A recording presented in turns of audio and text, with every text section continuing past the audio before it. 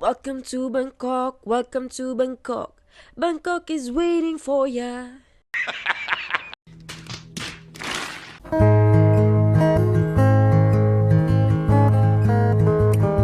Ang tagal ngang nakatenga ng mga Bangkok videos ko sa phone ko. Nakakapanghinayang naman kung hindi ko siya ma-upload. Ayoko lang din kasi masayang yung effort ko sa pagkuha ng mga footage. O siya, mabalik na nga tayo sa ating video. Buong pamilya nga pala kaming bumiyahe sa Thailand. Nasa 22 kami lahat. Ayun si Madina guys, kasama ng daddy niya. Nagdala talaga kami ng stroller para hindi na kami mahirapan. Tsaka si Madina rin para makapag-idlip. Wala pa nga kami sa Thailand ay napagplanuhan na talaga namin na pupunta talaga kaming MBK Center or yung Mabon Krong Center dito sa Bangkok. Meron kasing isang restaurant dito sa MBK na talagang binabalik-balikan namin. Meron kasing isang dish dito sa Thailand na naku, mapapabalik ka talaga sa sarap. Pati nga si Catherine Bernardo ay parang gustong-gusto to.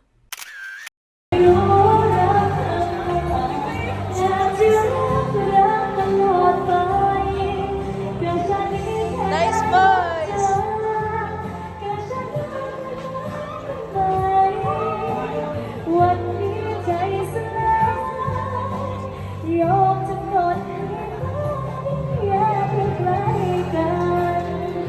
Ang ganda ng boses niya at ang ganda pa ng mukha. At eto na nga, sa wakas ay nakarating na kami rito sa Yana Restaurant. Ito talaga yung binabalik-balikan namin. Halal restaurant siya, kaya kung naghahanap kayo ng halal restaurant around Bangkok, ay ito, marirecommend ko rin to. Saka wag kayong mag-alala kasi napakaraming halal na kainan dito sa Bangkok. Kahit sa street foods ay meron. Tignan nyo naman, ang daming tao. At eto na nga ang pinunta namin dito. Ito yung tom yum soup nila. Tignan nyo kung gaano karami yung sahog niya, lalo na yung crabs tsaka prawns. Sobrang sarap ng tom yum nila rito. Parang kakaiba talaga siya kumpara sa mga ibang kainan. May pagka-creamy kasi yung sabaw niya. Ayan lang yung in-order namin. Isang order ng tom yum tsaka nung fried chicken. Kaming dalawa lang din naman kasi ng asawa ko. At syempre, hindi mawawala ang ating hot tessie special. Ayan, at nakapat pa yung ating tom yum.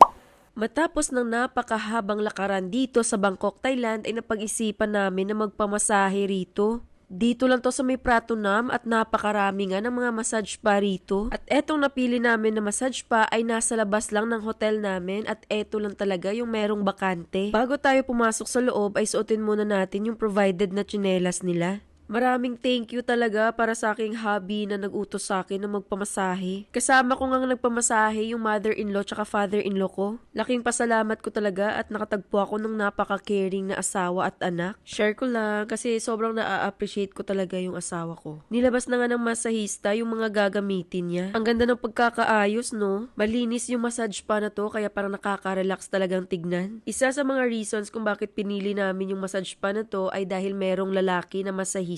Siyempre, dahil kasama namin yung father-in-law ko, bawal yung babae na magmasahe sa kanya. Ganyan talaga sa Islam, guys. Kahit magpapagupit ay bawal yung babae na maggupit sa lalaki. Kaya sa Brunei, nakaseparate lahat. Kapag babae, puro babae lang. Kapag sa lalaki naman, ay puro lalaki lang. Pagkatapos ngang mababad nung paa ko ay merong nilagay si ate na parang purple na lotion. At ayun, nag-start na siyang hilutin yung paa ko. Yung foot massage nila ay naglalast for 1 hour sa halagang 250 baht. At pagkatapos nga naming magpamassage ay bumalik na kami sa hotel. Grabe yung mga street foods dito sa Bangkok. Kakaiba talaga, nakakabutas ng bulsa. Tsaka isa talaga sa mga masasarap na pagkain dito ay yung prutas nila. Ang sarap, tas ang lalaki. Napabili tuloy ako rito ng isang pakwan. Isa rin to sa mga paborito ko. Kayo, mahilig din ba kayo sa pakwan? Mag-comment kayo sa comment section. Pipili ako ng isa na mananalo ng 100. Ipopost ko to sa YouTube tsaka sa Facebook, kaya dalawa yung mananalo. Ito yung surprise natin sa dulo para sa mga nanood hanggang dulo.